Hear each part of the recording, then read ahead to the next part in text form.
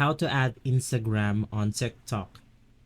Hello guys, if you want to add your Instagram account to your TikTok bio, this is the right video for you. This is a step-by-step guide so you can follow easily. Basically, first things first, you want to make sure that your application is up to date in order to make sure that you have this feature.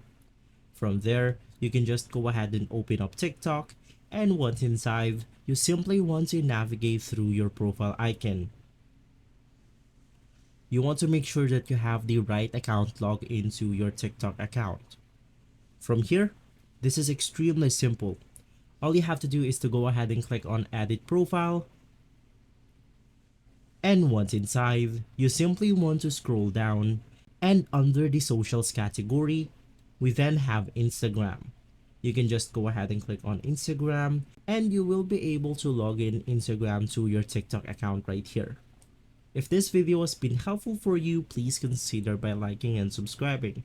I'll see you again next time. Thank you.